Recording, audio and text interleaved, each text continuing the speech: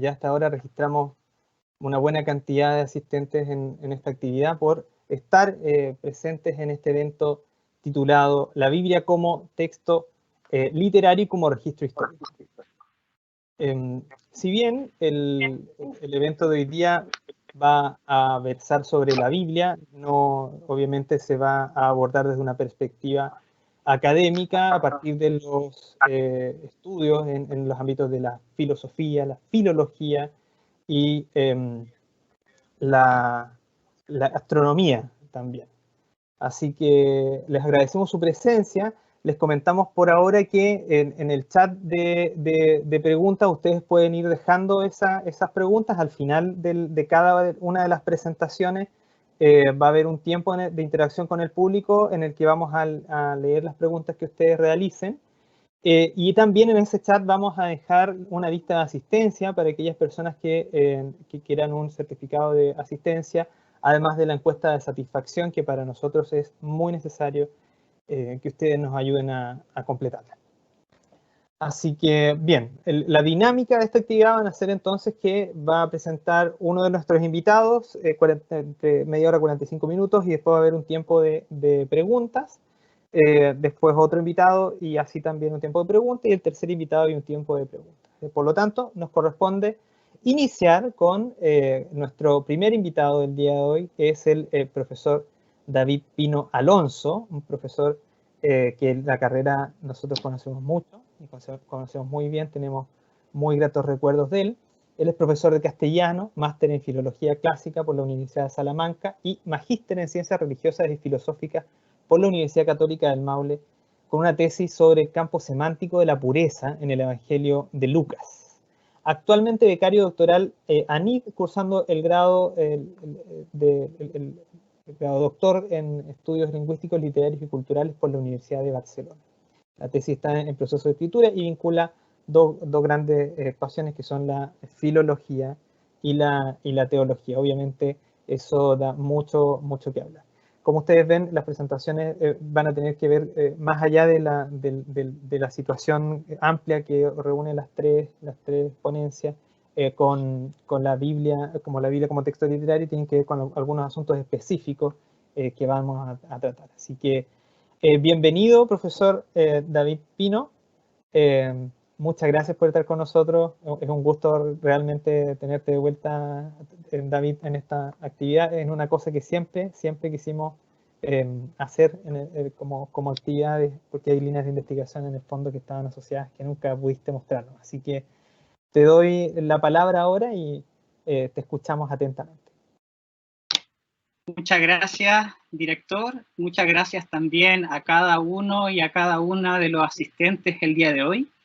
Estoy realmente muy feliz de estar aquí con ustedes a distancia, pero de alguna manera más cerca que nunca en este momento tan particular que estamos viviendo como sociedad, en el cual necesitamos de la lectura, necesitamos de la Biblia también para poder comprender un poco más qué es lo que está pasando con nuestra sociedad, con nuestro contexto. Y bueno, el día de hoy, como ya decía el director, vamos a intentar mostrar cómo los estudios bíblicos, bien, son una área del conocimiento mucho más amplia de lo que se cree. Muchas veces se considera que la Biblia es un texto solamente sagrado, que no se debe tocar, que se debe leer solamente en ciertos espacios sagrados, ¿no? Que solamente algunas personas pueden acceder a él. Y la idea de este coloquio en general, pero de mi ponencia particular, es acercarle un poco más al texto bíblico desde el punto de vista de otras disciplinas, principalmente la filología y la lingüística y también algo de la literatura, porque de esa manera ustedes van a poder comprobar que los estudios bíblicos, con plural, implica una serie de distintas visiones sobre este texto tan importante que ha sido reconocido durante mucho tiempo como el libro de los libros prácticamente.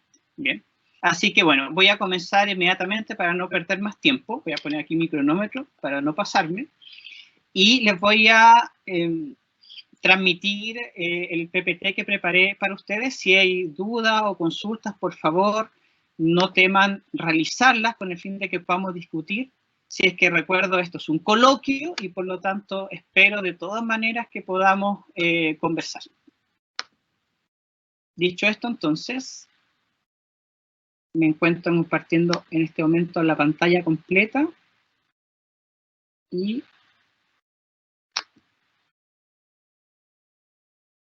Cristian, ¿me puedes decir si se ve bien o no? Sí, estamos bien. Ya, súper, muchas gracias. Bueno, vamos a comenzar entonces con un título bien sugerente. Dice ahí la Biblia, un libro hecho al ritmo del lenguaje. ¿Ya? O sea, lo primero que quisiera decir, si es que hay alguna persona que todavía lo sienta así, que la Biblia no es un texto que bajó del cielo, digamos, con letras doradas directamente de la divinidad hasta las manos de una persona, ¿ya? Ya sea Moisés o que vino con Jesucristo, como algunos también lo creen, sino que es un libro propiamente del ser humano también. O sea, es de Dios y es del ser humano. Y por lo tanto, es un libro que está hecho como cualquier otro libro de letras, de palabras y de lenguaje. Bien, y por lo mismo me gustaría partir con dos comentarios que estaban en el Instagram cuando se publicó esta actividad. Me llamó muchísimo la atención, porque efectivamente lo que muestran es que todavía existe dentro de la cultura general, y le agradezco mucho a estas personas que publicaron sus comentarios. Ojalá estuviesen aquí presentes con nosotros para que podamos dialogar. Fíjense en lo que ellos dicen. La primera persona dice, se nota que no la leen, se refiere a la Biblia, ¿no? De haberla leído bien, entonces ni se consideraría como texto literario ni como testimonio histórico, no le bajen el perfil, ¿no? O sea, en este comentario nosotros podemos notar que efectivamente existe una visión de que la Biblia es un texto intocable, es un texto inerrático, digamos, que se mantiene permanente en el tiempo, que no se altera y que por lo tanto tiene una ideología o una visión de escritura sagrada. Por eso puse ahí como título las sagradas escrituras, como se tiende a nombrar también a la Biblia. De hecho, las líneas de investigación también sobre la Biblia se tiende a nombrar líneas de investigación en sagrada escritura. Bien, pero yo me gustaría poner en conflicto esa visión de la Biblia. La Biblia no es solamente un libro sagrado, ¿no? Y por lo tanto, sí se puede considerar también como un texto literario y como un testimonio histórico, que es justamente lo que vamos a defender en este coloquio. Bien, pero les agradezco muchísimo ese comentario. Y luego viene este otro comentario, que también lo agradezco mucho, dice que el texto literario tal vez, ¿no? O sea, ya se tiende como a pensar en otros círculos que, bueno, sí puede ser literario porque efectivamente se ve que existen diferentes géneros literarios presentes en la Biblia, pero, y claro, se tiende a asimilar a la Ilíada, a la Odisea, a la Eneida, que son otros grandes textos de la antigüedad, ¿ya? Las Mil y una Noches y otros textos del mundo antiguo, pero definitivamente se descarta que es un testimonio histórico. Bien, bueno, lo del testimonio histórico yo no voy a entrar mucho en eso, para eso tenemos otro experto que va a hablar luego de ese tema, que el profesor Rodrigo, digamos, pero de todas maneras quiero notar como justamente estos dos comentarios lo que reflejan es el pensamiento de mucha gente, ¿ya? En donde la Biblia todavía se considera como un texto que no deberíamos tocar más allá, o que no se explica si no es por sí mismo. Y bueno, los estudios bíblicos dicen lo contrario, ¿no? Nosotros podemos trabajar la Biblia desde distintos puntos de vista.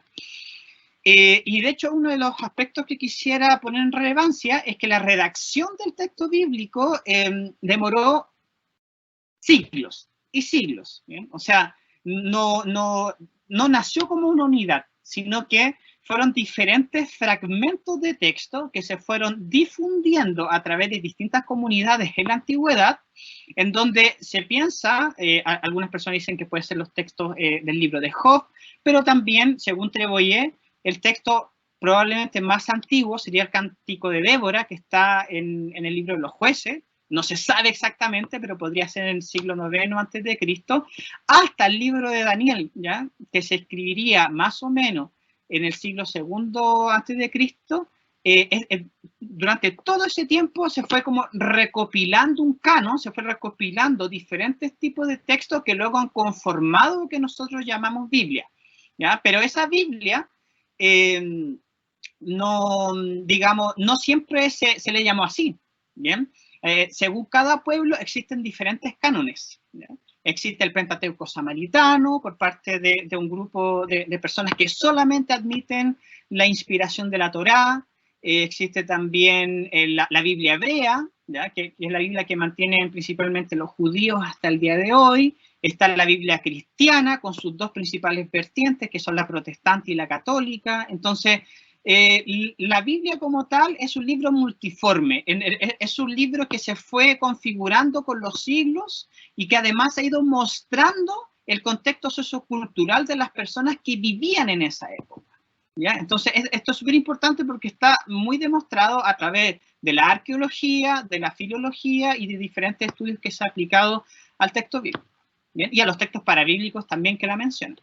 Entonces, ¿por qué es tan importante? Yo voy a hablar principalmente del tema literario, filológico y lingüístico, principalmente por tres cosas que luego voy a defender con el trabajo de tesis de magíster que realicé, que terminé el año pasado, ¿bien?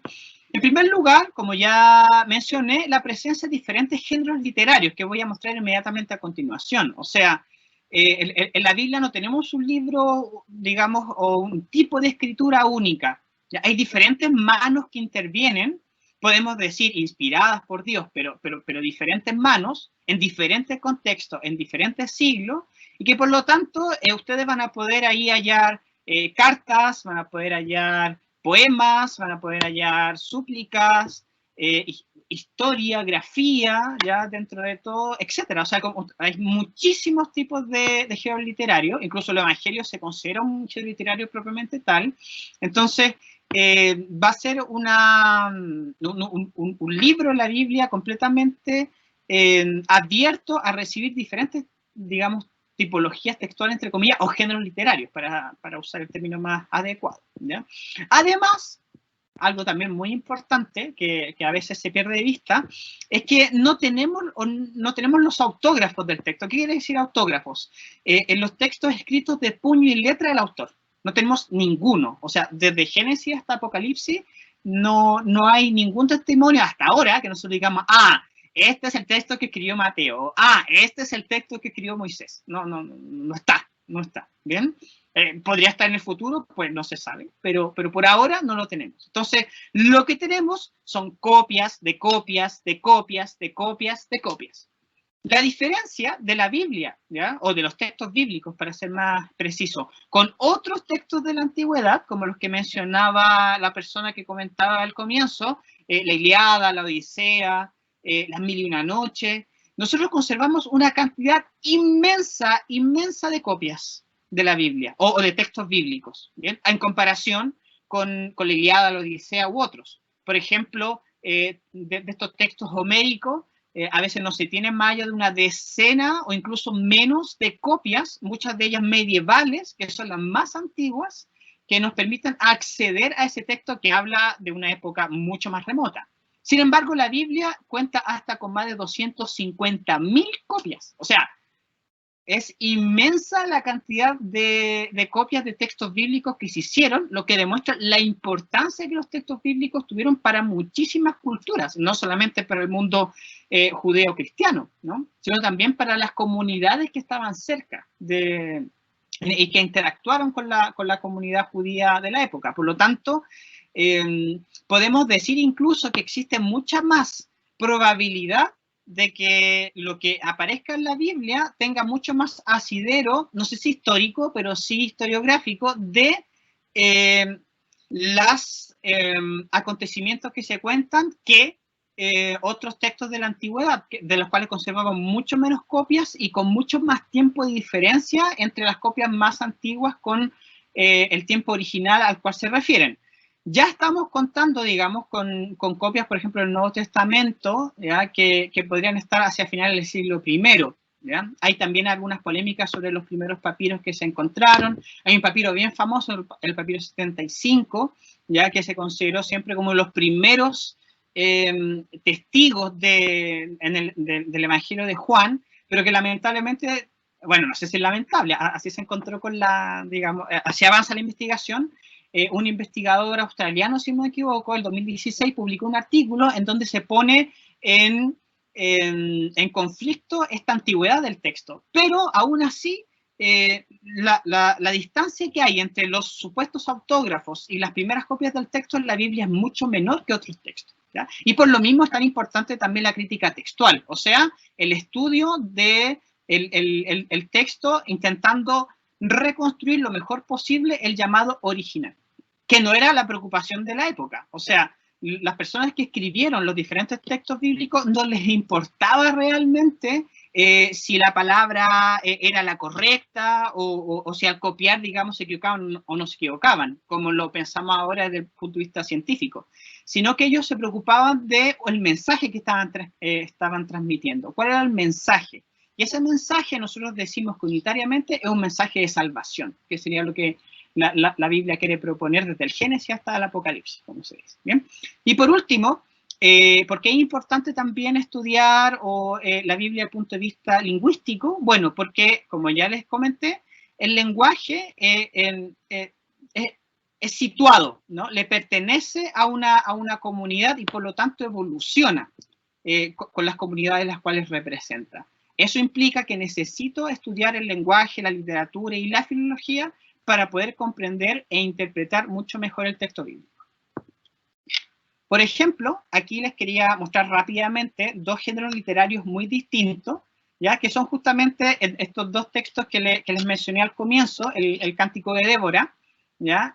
Un fragmento, evidentemente, Jueces 5, el versículo 2 y 9, y el texto de Daniel, que es parte del género llamado apocalíptico, ¿ya? Porque muchas veces se cree que solamente el texto del Apocalipsis, digamos, o revelación, como se le conoce en algunas comunidades protestantes, es un texto que habla sobre visiones del futuro, ¿no? Pero Daniel también las va a tener, ¿ya? También las va a tener. Entonces, por ejemplo, ahí dice en el Cántico de Débora, aquel día Débora y Baruch, hijo de Abionán, cantaron. O sea, se fijan, es un canto, ¿no? O sea, podemos decir a grosso modo que es parte de un género más bien lírico, ¿no?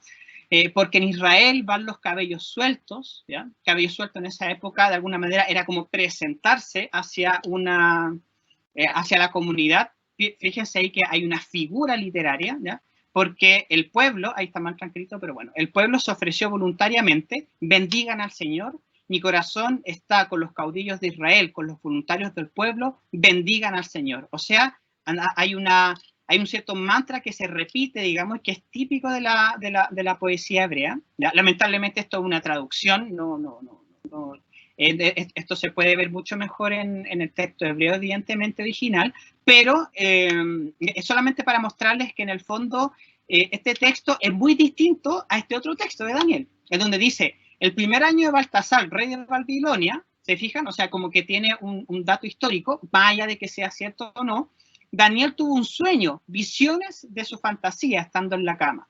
Al punto escribió lo que había soñado, ¿no? Y parte muy parecido, digamos, o que recordará un poco al texto del Apocalipsis, ¿no? Tuve una visión nocturna, los 4 vientos agitaban el océano, 4 fieras gigantescas salían del mar, las 4 distintas, etcétera, etcétera, ¿no? Bueno, ahí yo los animo a que lean las visiones de Daniel, muy interesantes, y van a poder encontrarse también con este género, digamos, más apocalíptico, ¿no? O sea, efectivamente, dentro de la misma obra bíblica, nosotros vamos a encontrar diferentes géneros literarios, ¿ya? Esta es una muestra así mínima, ¿bien? Pero como les mencionaba antes, existen muchos más otros géneros, ¿bien? ¿Qué otro aspecto es importante? El tema de las lenguas, ¿ya? La Biblia se escribió en diferentes lenguas, o los textos bíblicos se escribieron en diferentes lenguas. El consenso hasta ahora, ya, todo puede cambiar, pero el consenso hasta ahora es que tenemos 3 lenguas originales hasta ahora, ¿no? Que son el hebreo, evidentemente el hebreo de esa época, el griego y el arameo, ¿ya? El arameo solamente para algunos fragmentos de Daniel, Esther, alguna frasecita por ahí en el Génesis y nada más, es bastante mínimo. Pero el hebreo y el griego son las principales lenguas en las cuales se habrían escrito los textos que fueron considerados como bíblicos posteriormente. Y luego, además, hay que considerar que la Biblia fue rápidamente traducida también al griego, ¿ya? Por ejemplo, textos hebreos que se tradujeron al griego, estoy pensando sobre todo en la versión de los 70, pero también se fue traduciendo a otras lenguas importantes de la época, como el latín, el siriaco, el copto, etc. Y voy a agregar aún más a nuestras lenguas actuales, o sea, el español, el francés, el alemán, el japonés, qué sé yo, o sea, efectivamente la Biblia hasta ahora, dentro de lo que yo sé, ha sido digamos, el conjunto de textos que se ha traducido a mayor cantidad de idiomas en el mundo por su enorme influencia mundial. Y por lo tanto, cuando yo traduzco un texto, necesariamente lo que estoy haciendo es traducir también una cultura y un modo de pensar. Entonces, que tal texto esté escrito en hebreo, en griego, en arameo, o que sea una traducción, es importante considerarlo. O sea, no es como, ya da lo mismo porque en el fondo es la misma Biblia. No. Si ustedes toman diferentes versiones de la Biblia de Jerusalén, la Biblia internacional, la Biblia protestante de la Reina Valera o la Biblia, no sé, del Peregrino, son Biblias que tienen diferentes públicos porque tienen diferentes técnicas y metodologías de traducción y por lo tanto también se generan diferencias entre los distintos versículos. Y otra razón, digamos, importante, digamos, otro aspecto que quería decir sobre la importancia de estudiar el estudio bíblico es que la inserción de otras disciplinas, ¿ya?, en los estudios bíblicos no es algo nuevo, ¿ya? Hay gente que piensa que esto fue hace poquito tiempo en la historia. Y no, ya Lutero, ¿ya?, en la época del protestantismo, cuando recién estaba surgiendo el movimiento humanista, nos vamos a encontrar con que efectivamente había un interés por estudiar la Biblia más allá de los aspectos teológicos, ¿ya? Por ejemplo, aquí les tengo dos citas que en mi opinión son bien reveladoras. Esto es de un artículo sobre la educación del humanismo, pero llevada a cabo por el mundo protestante. Dice, un cristiano debe contar con un mínimo de saber. Recordemos que en esa época, en la Europa occidental, evidentemente, se buscaba, digamos, educar a cristianos, ¿no? Entonces, un cristiano debe contar con un mínimo de saber, debe conocer lo que cree a través de la lectura de la Biblia traducida a la lengua vulgar. O sea, no nos tenemos que quedar solamente con las lenguas originales o con el latín, que era la lengua en la que más se difundía en esa época la Biblia, sino que además se debe conocer en esa lengua vulgar para que llegue a la mayor cantidad de personas posible. Recordemos que estamos en una época en donde el alfabetismo era inmensamente mayor que el actual. Pero ojo, esto no quiere decir que haya que descuidar el estudio de lenguas antiguas, como algunas otras personas creen. O sea, no porque yo la vaya a traducir a las lenguas del momento, entonces me tengo que olvidar de las lenguas antiguas. De hecho, se le atribuye a Lutero mismo la siguiente cita, ya en uno de sus sermones. Dice, nuestro primer cuidado debe ser el cultivo de las lenguas, el latín, el griego y el hebreo. Bueno, en esa época se consideraba el latín como una lengua también sagrada y por lo tanto era como parte de esta como triada de lenguas bíblicas, ¿ya? Después se sabe que no, pero evidentemente él incluye el latín por eso. Porque las lenguas son el depósito de las verdades religiosas y si las abandonamos, cada día se oscurecerá más y más el sentido de las escrituras, ¿no? O sea, ya hay una conciencia, estamos hablando, ¿no?, hace varios siglos atrás, que es importante, digamos, el estudio de la lingüística, de la filología para comprender la Biblia y no solamente digamos, a través de lo que gente como obispos o personas consideradas como autoridades de la época nos pudieran decir lo que significaba el texto bíblico, ¿ya? En el mundo católico, lamentablemente, el estudio de la Biblia se consideró muy posteriormente, ¿ya?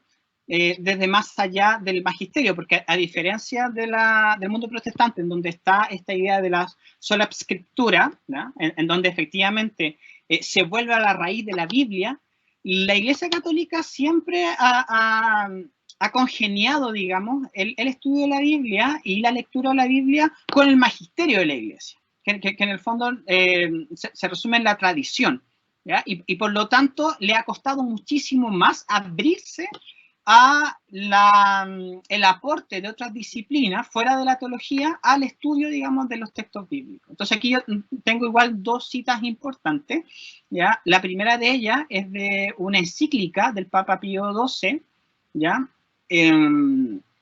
Divino Afflante Spiritu, una encíclica sobre los estudios bíblicos, y dice: porque no es con solas las leyes de la gramática o la filología, ni con solo el contexto del discurso con el que se determina qué es lo que ellos quisieron significar con las palabras, ¿ya? O sea, no nos tenemos que bastar solamente con las palabras. Es absolutamente necesario que el intérprete se traslade mentalmente a aquellos remotos siglos del Oriente. O sea, hay que considerar esa cultura, ¿ya? Para que, ayudado convenientemente con los recursos, fíjense aquí, de la historia, arqueología, etnología, o sea, estamos integrando otras disciplinas, y de otras disciplinas, discierna y vea con distinción qué géneros literarios, ¿ya? Es un texto de 1943, no un texto de hace 10 años atrás, ¿no? Como dicen, quisieron emplear, y de hecho emplearon los escritores de aquella edad vetusta, porque los antiguos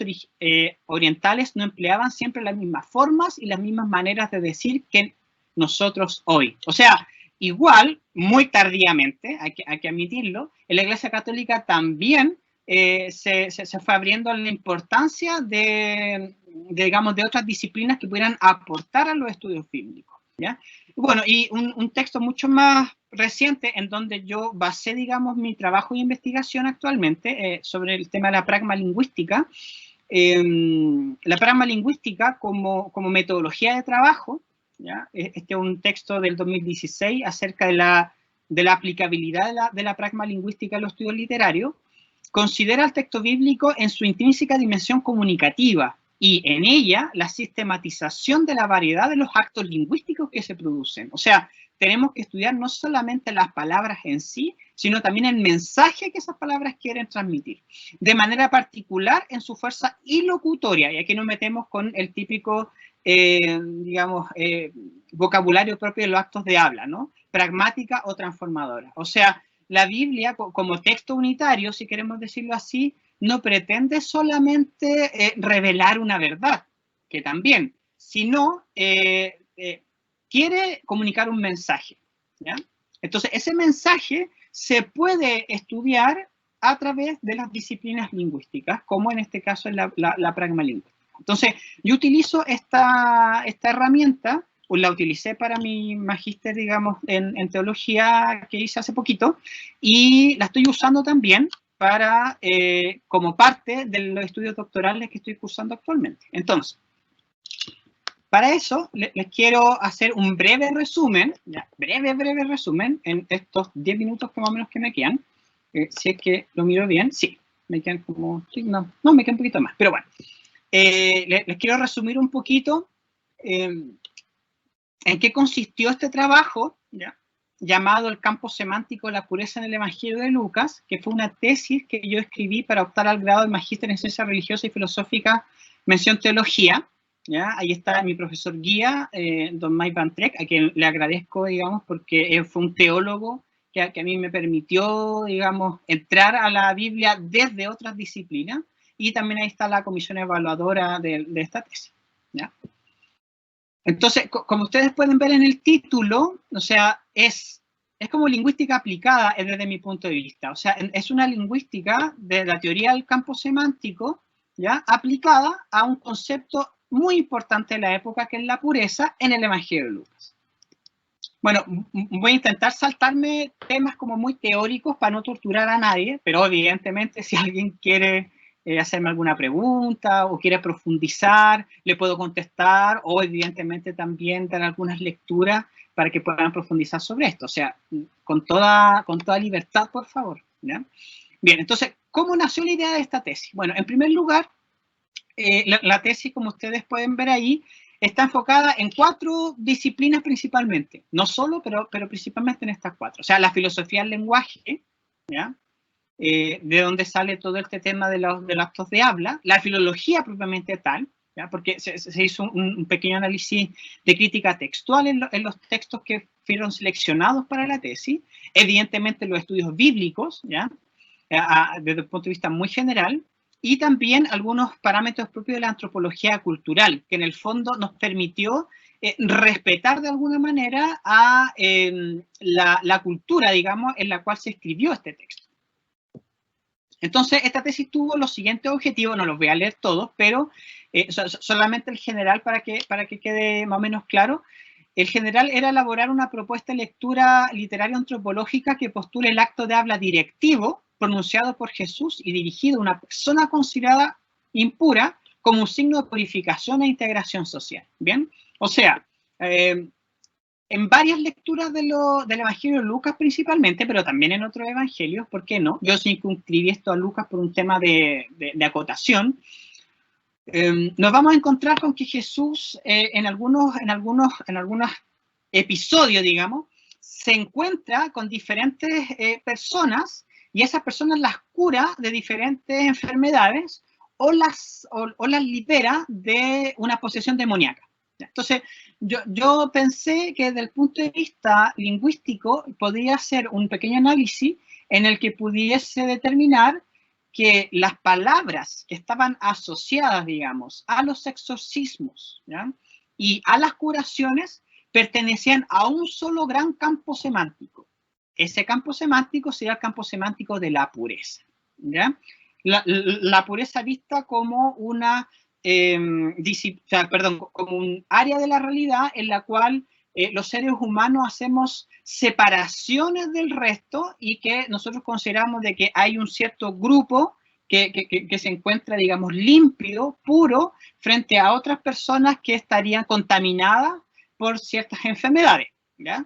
Sobre todo relacionadas con flujos de sangre o con pecados también desde el punto de vista de la época, ¿no? Entonces, esto para mí es súper importante porque creo que tiene plena vigencia actual.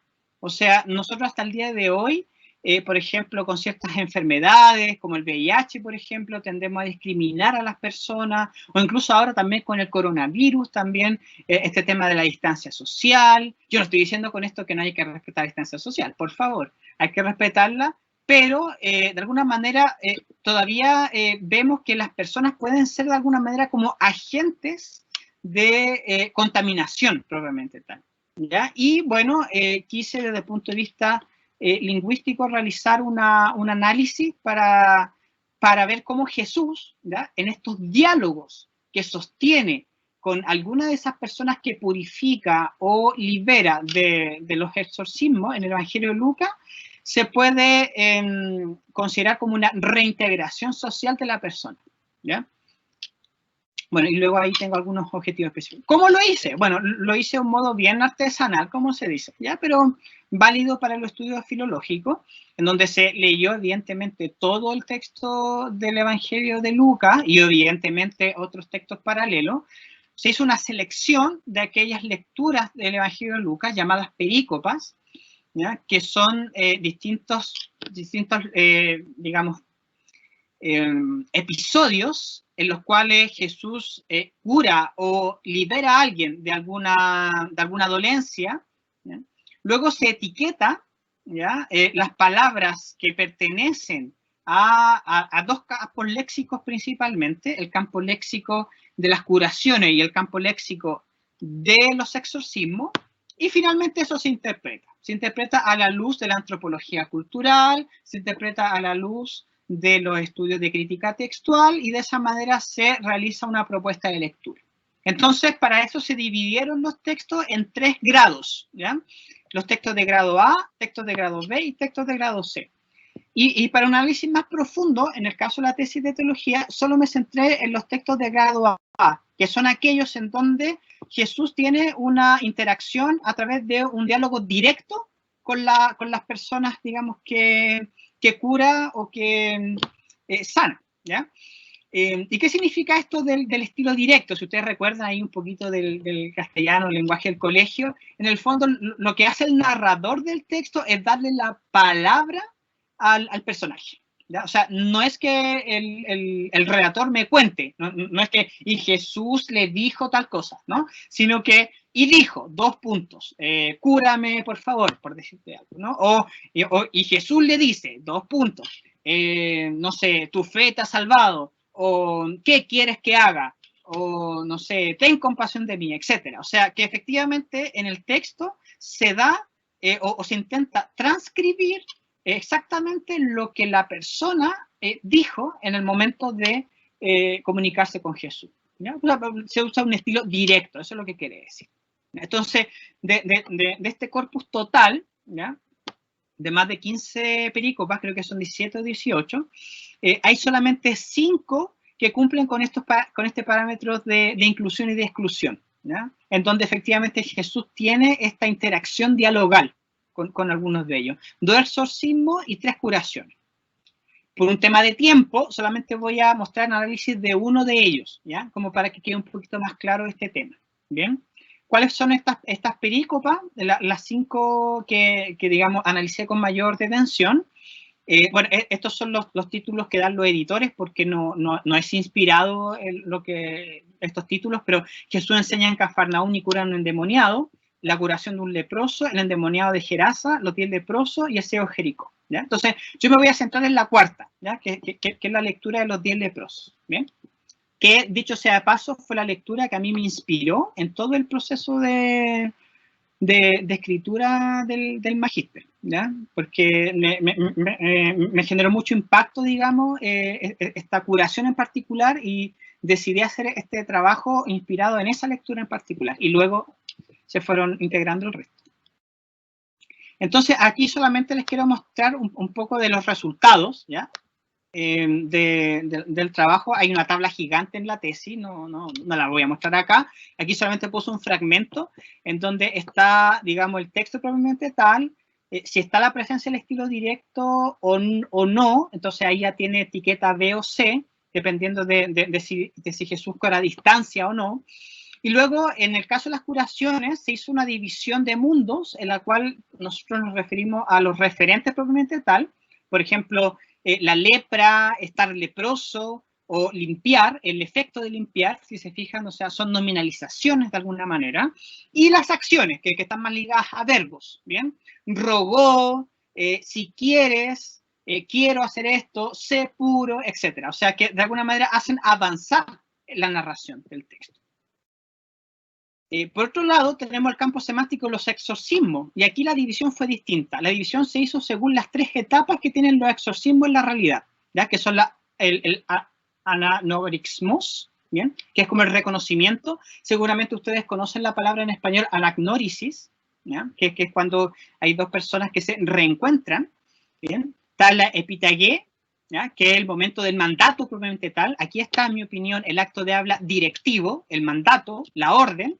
Y finalmente el éxodos, que es la salida, ¿ya? Fíjense, piensen en la palabra éxodo, exit también, bueno, aunque podría ser superflua la etimología, pero si le hace sentido, en el fondo es como que sale, ¿no? El éxodos, ¿no? Entonces, está el demonio, digamos, que es reconocido por Jesús, ¿no? Luego está el mandato de Jesús, que se calla, que salga de ahí. Y finalmente está el momento de la salida, propiamente tal, ¿ya? Si recordamos los conceptos de actos de habla, así básicos, estoy pensando en Austin y Searle principalmente, el anagnorismos está simplemente la presentación de la situación comunicativa, ¿ya? Es cuando el narrador presenta la situación, te dice hay un demoniado, hay una persona, digamos, que va a ser curada, etc. Luego está la epitagué, el momento en el cual Jesús interactúa y le dice al demonio que se calle o que salga de ahí, o le pregunta su nombre también en una de las lecturas. Y finalmente el éxodo, que es el momento en el cual se relata la salida del demonio, ¿ya? Y esto, en teoría de acto de habla, sería la parte perlocutiva, o sea, el efecto que se produce con digamos, la orden de Jesús. Entonces, luego de hacer todo este análisis, nosotros encontramos que el campo o el mapa de la pureza de esa época se podía sintetizar en estos círculos concéntricos que están acá. O sea, tenemos el templo, ¿ya? Como centro de la pureza, ¿ya? Entre más cerca del templo, tanto desde el punto de vista metafórico como literal incluso, más puro uno era, y luego se iba alejando dependiendo de si la pureza era constante o no, porque no era lo mismo ser impuro de nacimiento, como por ejemplo un ciego que siempre fue impuro, que una persona que adquiere una impureza y que luego vuelve a la pureza rápidamente a través de un rito o a través de alguna penitencia que hacer, ¿ya? Entonces, había una cierta movilidad, pero esa movilidad era temporal y bastante restringida, ¿ya? Entonces, desde el punto de vista más teórico, solamente voy a recordar una cosa bien chiquitita que tiene que ver con qué es lo que es un acto de habla directivo, por si alguien no lo sabe, ¿ya? El acto de habla se creó, o la teoría del acto de habla se crea o nace dentro de una idea de que las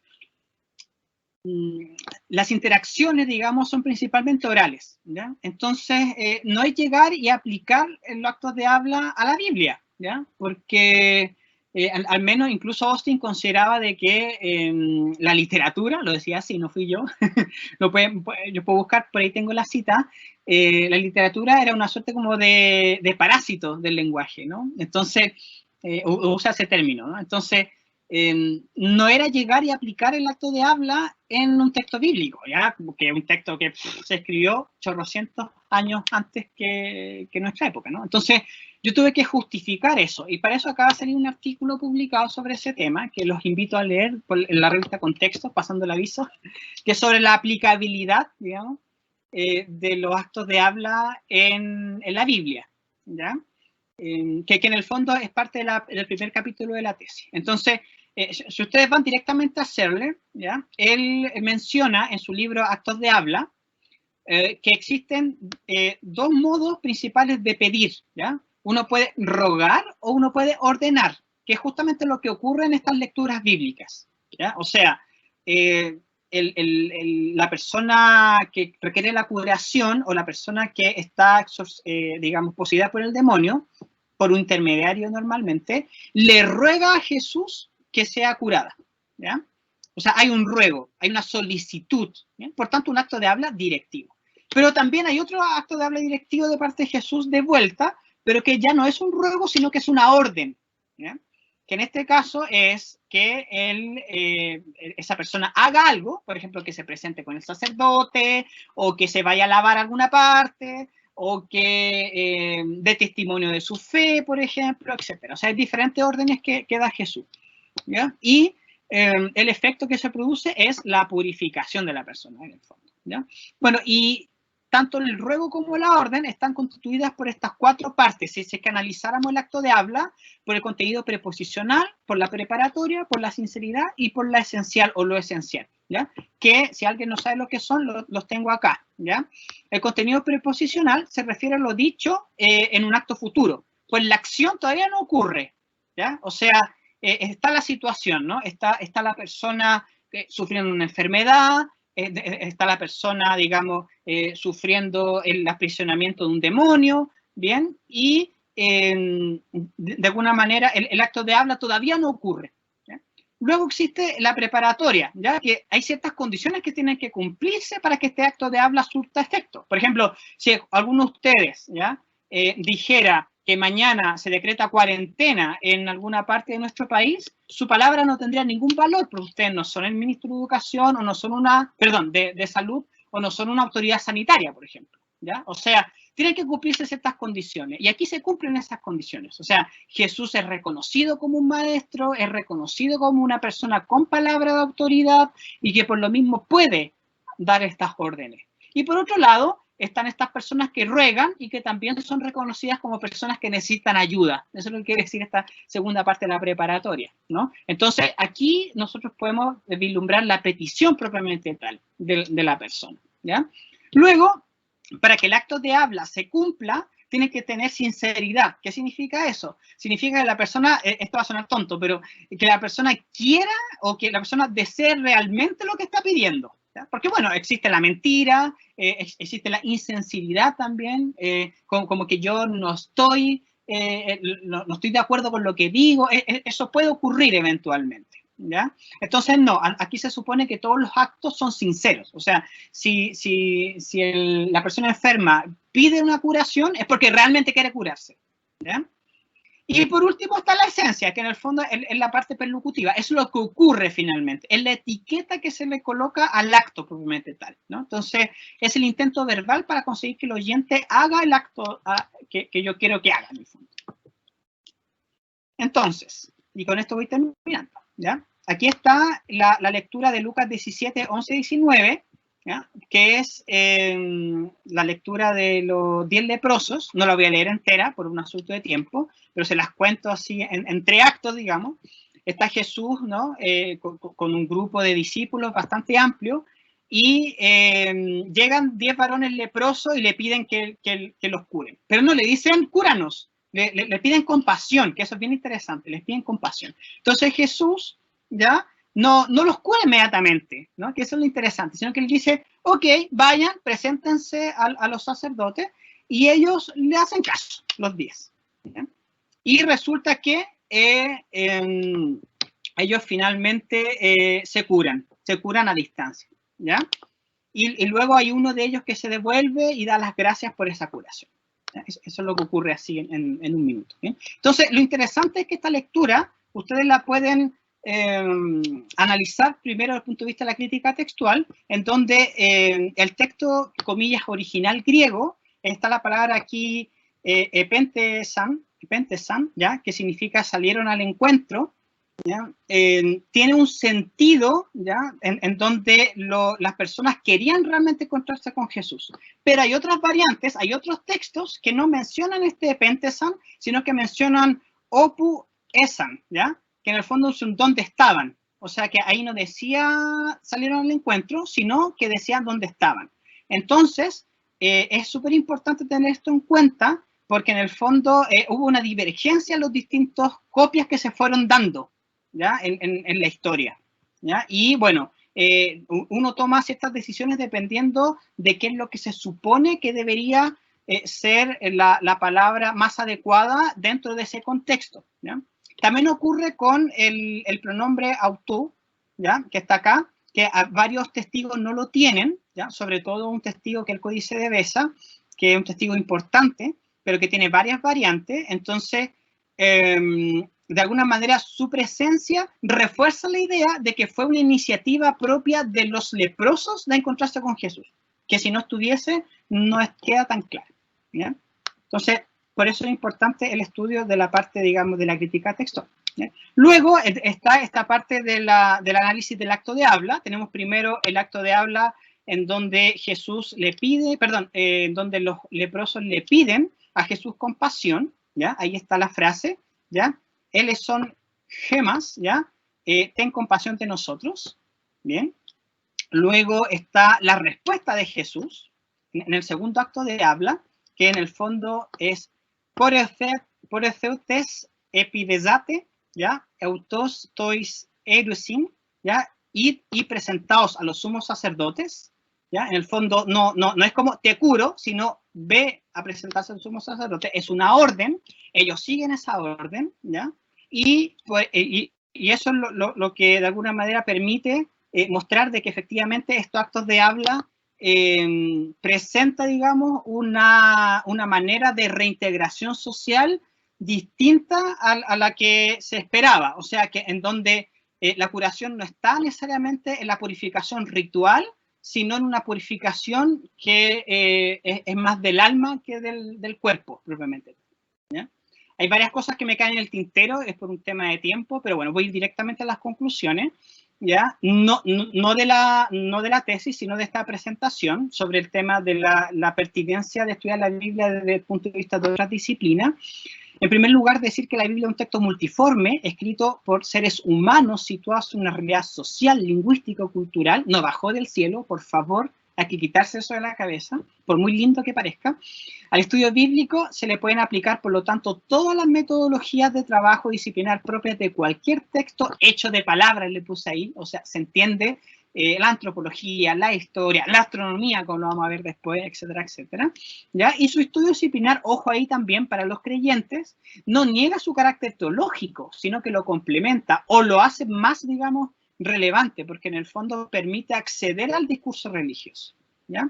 Entonces, para terminar, los dejo con esta cita de M. Schuning, que tiene que ver con el tema del ritmo de la Biblia. Desde lo teológicamente lingüístico, es posible afirmar que no se ha reflexionado sobre la observación de Saussure de que cada vez que se busca el origen se encuentra el funcionamiento y cuando se busca la naturaleza se encuentra una historia. Cuando uno cree ocuparse de una lengua o de la lengua, se ocupa del discurso. El teólogo está profundamente inmerso en una mentira piadosa. Toda la ciencia bíblica teologizada está ideologizada, sin saberlo o decirlo, es falaz y guiada por lo teológico político. Toda su filología es tendenciosa. O sea, ¿qué nos dice Mechunin aquí? Que tenemos que quitarnos un poco nuestros prejuicios sobre la Biblia, esa es mi interpretación de esto, y que tenemos que verla como un texto que también lo podemos ver desde otras disciplinas, ¿ya? Estas son las referencias, como corresponde a todo, digamos, trabajo, y por favor, conversemos, este es un coloquio, así que ahí les dejo mis correos si alguien quiere comunicarme. Me gustaría saber qué opinan sobre este tema, ¿están de acuerdo? De pronto no consideran otra cosa distinta a mí, y si hay preguntas y comentarios también estoy súper abierto. Muchas gracias, perdón por no ser 2-3 minutos que me pasé, y eso es todo por ahora. Sí, muchísimas gracias, David. Mira, han surgido bastantes preguntas, varias, muy interesantes, la verdad, que dicen relación justamente, bueno, hay algunas que son casi como preguntas como que dan muy densas, que dan para muchísimo más estudio quizás del que que podemos hacer acá.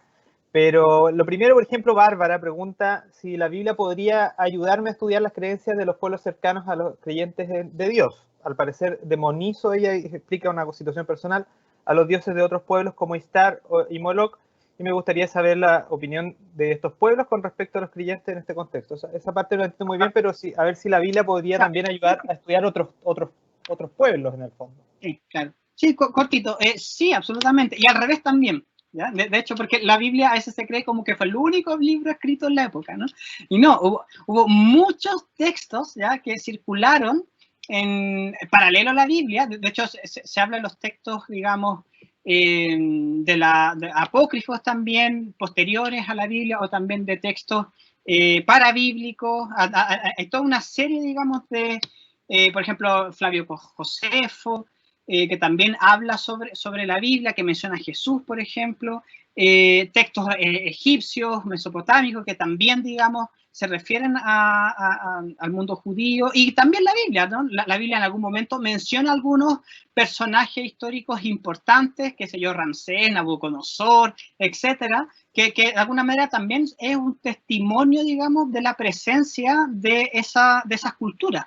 Por lo tanto, lo importante aquí, el mensaje para Bárbara, es que no hay que quedarse solo con la Biblia, ese es el punto, ¿no? Sino que hay que buscar cuáles son esos otros textos, ¿ya?, que pueden permitir y complementan la visión de la Biblia, y al revés, cómo la Biblia puede también iluminar ciertos aspectos que quedan más oscuros en esos otros textos. Si a Bárbara le interesa, yo no tengo ningún problema, que me escriba, le puedo mandar alguno de estos libros. Por un tema de tiempo no me voy a poner a mencionarlos todos, pero son infinitos, ¿ya? Así que, por favor. Y lo otro que quería decir, aprovechando que estoy con la palabra, es que si tú ves preguntas como muy densas, Cristian, o que no vamos a poder verlas acá por un tema de tiempo, que por favor me las envíen al correo, yo feliz le contesto a cada persona. O sea, no me gustaría que nadie quedara con la sensación de que su pregunta no se tomó en cuenta, porque no se dijo en público, por decirlo así. Sí, perfecto. Al respecto, solo añadir una cosa que yo creo que también, bueno, hemos conversado de esto. Hay otros pueblos cercanos de los cuales también tenemos mucha información respecto del pueblo hebreo, sobre todo de la época del hierro tardía, que es una época que se pierde un poco más en la historia, como Ugarit, por ejemplo, Biblos, está Tiro, por ahí, algunos registros que nos pueden ayudar a entender más. De hecho, lo que dice Bárbara ahí respecto de si la Biblia puede ayudar a entender otros pueblos. O sea, hasta el siglo XX nunca habíamos encontrado, nunca habíamos en términos, yo no, pero los arqueólogos, los historiadores, nunca habían encontrado otra referencia al pueblo hitita, o sea, más que en la Biblia. Y hasta que se encontró la capital, que queda a 80 kilómetros de la actual Ankara, y había sido la gran potencia de aquella época, del siglo IX, 10 antes de Cristo, en el momento ahí, en esa edad oscura que hay entre medio. Hay otra pregunta que yo creo que esa da para más, pero, o sea, a ver cómo, yo creo que esa va para, a lo mejor nos sirve incluso para empezar la otra ponencia. No, pero dice, selecciona las que sean como más para poder contestarlas para todos, y las que sean ya más profundas o más largas. Sí, por ejemplo, Bárbara también decía si había alguna recomendación para estudiar los simbolismos en la Biblia, que yo creo que esa es una pregunta que bien te puede dirigir al correo, porque más que ahí hay lectura, ¿cierto? Sí, porque además tengo una memoria horrenda, entonces me dicen memoria no sé, lo sé, pero no. Prefiero ser súper directo y decir, ok, sí, tengo, pero escríbeme. Pero por favor. Y lo otro es que esta pregunta que es la que yo creo que es importante que nos va a hablar, dice, ¿en qué medida se daña el mensaje de las escrituras recurriendo a la exégesis? ¿Ya? Interesante, re interesante. Y lo segundo, ¿hasta qué punto basta el principio de sola escritura? O sea, está como los dos márgenes, ¿cierto? O sea, sí, claro, exacto, sí. Bueno, mi opinión. Yo creo que hay que quitar la palabra dañar, ¿ya? Yo no encuentro que dañe siempre que se haga con respeto, digamos, ¿ya? En el fondo, este es un texto, ¿ya? Como muchos otros textos. Lo que pasa es que adquirió un estatus especial en las culturas. ¿Ya? La Biblia me estoy refiriendo, o los textos bíblicos, porque recordemos, siempre esto es plural. Recordemos que incluso la Biblia es eso, Biblia significa libros, ¿ya? O sea, desde su punto de vista, así desde su concepción, es una reunión de diferentes relatos, ¿ya? Y por lo tanto, es cierto, algunos de ellos adquirieron un criterio llamado de canonicidad, o sea que fueron respetados por ciertos pueblos, en este caso el pueblo hebreo y luego el pueblo cristiano, que le dieron cierta autoridad en su comunidad. Pero eso no quiere decir de que existen, digamos, otros evangelios, otros apocalipsis, otras cartas que son muy interesantes, que también, de hecho, hay información que nosotros la damos por sentada, que mucha gente cree que está en la Biblia y que no está en la Biblia. Por ejemplo, los nombres de los papás de María, por ejemplo. Ana y Joaquín, ¿ya? Que todo el mundo dice, sí, obvio, está en la Biblia. No está en la Biblia, está en un texto apócrifo, digamos, ¿no? Pero nosotros hemos reconstruido eso porque también son textos que entregan información adicional. Entonces, en mi opinión, desde el punto de vista, la exégesis no tiene por qué dañar, yendo directamente a la pregunta, tiene por qué dañar, digamos, la interpretación de la Biblia o, desde el punto de vista más creyente, el acercamiento que nosotros tengamos a la Biblia. Al contrario, como decía justamente el mundo protestante hace muchos siglos atrás, ¿no? O sea, un cristiano, una persona que quiera, digamos, dar cuenta de su fe, debería, en mi opinión, conocer el texto bíblico o los textos bíblicos y formarse de alguna manera dentro de cada uno de su propia disciplina. No todos vamos a ser expertos o doctores en lingüística, ¿no? Pero sí tomar en cuenta que nosotros tenemos que tratar de interpretar el texto sin traicionarlo, sin querer que nuestra visión del mundo quiera reflejar lo que dice el texto, digamos, sino ser bien respetuoso, que el texto está dirigido primero a una comunidad que no era nosotros, y que luego, ahora sí, actualmente está dirigido a todos, pero eso es parte de una actualización bíblica, y esa actualización se produce a partir justamente de la exégesis, o sea, pero claro, una exégesis respetuosa, usando bien y como corresponde el tema, digamos, de las disciplinas. Ahora, en cuanto a la sola escritura, o sea, esta es mi opinión personal, yo considero que no solo necesitamos la escritura, porque también digamos, la comunidad se conforma de personas que viven en un lugar, en una época. Ahora, no sé si eso llamarle tradición necesariamente, pero sí le podemos llamar nuestra propia cultura, y que por lo tanto eso también va a permear la interpretación que nosotros hacemos del texto. Por lo mismo, sospecho mucho de cuando se tienden a tomar versículos separados, sin contexto, para, digamos, defender ciertas ideas, ¿ya? Porque ese versículo está dentro de un contexto y de un contexto también del texto. Entonces, no, yo creo que no es suficiente. Es muy importante, pero no es suficiente. Esta es mi opinión personal, digamos. Hay gente que puede estar, digamos, o pensar diferente a mí, por supuesto. Yo creo que hay una palabra que ronda lo que dices tú, es el estudio hermenéutico, ¿cierto? O sea, el estudio de la interpretación del texto, tanto la interpretación en el grupo en el que estaba dirigido, como la interpretación, la historia de las interpretaciones del texto que ha tenido de ahí en adelante. Eso es en el fondo una exégesis respetuosa, como la señala David. Bien, David, nos pasamos unos minutitos, pero ha estado súper interesante esto. Además que hace mucho tiempo que no nos veíamos, así que Sí, claro. había harto que conversar. Te agradecemos muchísimo esta oportunidad que nos diste de poder estar contigo, de poder conocer ese estudio respecto a los actos de habla aplicado en el Evangelio de Lucas, que me parece a mí, me parece que el concepto de pureza, y es una cosa que también me hubiera encantado que hubiera salido en las preguntas o que hubiéramos tenido más tiempo para referirnos, pero también estudiar el concepto de pureza en el judaísmo del siglo I es todo un tema, digamos, es un tema mucho más profundo. La historia del concepto de pureza, estamos pensando en esa pureza racial del Deuteronomio, después una pureza religiosa, en los profetas. Entonces, eso también es... La manera de pensar Claro, es horrible. Entonces, hay mucha madeja que cortar, pero que sin duda, gracias por dejar tus datos ahí también, vamos a poder... 30 segundos, que yo sé que estoy... Sí, pero por favor. Para terminar, lo prometo. El tema de la pureza. Sí, yo nunca quise trabajar la pureza, ¿ya? Así como confieso, digamos.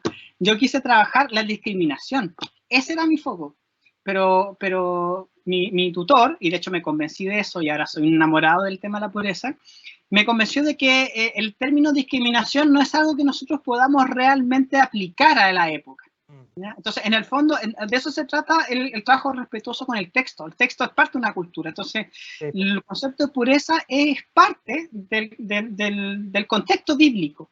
Y por lo mismo es que la pureza se estudia, o sea, hay que estudiar la pureza y no la discriminación, digamos, en la Biblia, si nos metemos en ese ámbito, digamos, ¿no? Es nada más que eso. Y una última cosa, también 30 segundos, tengo aquí un pin, ¿ya? Quería, bien chiquitito, digamos. Ahí está, que me regaló también una persona que a quien quiero homenajear, que es Agustina Serrano, que es la persona que me apoyó con el tema de un profe castellano que se metió a estudiar, porque al revés, normalmente los teólogos se meten a estudiar cosas de lenguaje, claro, a veces. Claro, pero esto al revés, ¿no? Es un aprendiz de filólogo que se mete en cosas de Biblia y ella, bueno, está en el cielo ahora, ella decidió, digamos, apoyarme, teóloga insigne, y esto me regaló este pin, y siempre dije, lo voy a decir en cada programa, y nunca lo decía. Entonces ahora un homenaje para ella porque es una gran teóloga y ella inspiró de alguna manera también, entre otras personas, en los estudios bíblicos que ahora estoy siguiendo, digamos, desde el lenguaje. ¿Ya? Yo siempre soy primero, digamos, lingüista que teólogo, pero también. Así que eso. Muchísimas pero por favor, la otra pregunta, envíenmelas, por favor. Yo feliz de contestarla, ahora o después, ¿ya? Sí, sí, ahí sí. Les puede pasar mi correo, mis correos, me da exactamente igual. Ya. No, muchas gracias. Te liberamos ahora porque sabemos que allá también tiene... Claro, te liberamos de la palabra para que descansen un ratito. También ha estado bastante extensa la ponencia. ¿Tengo que hacer algo? Y pasamos a la... Sí, quizá, o sea, a lo mejor quizá apagar el micrófono o algo así. Y porque también puedes estar en la ponencia actual. Bueno,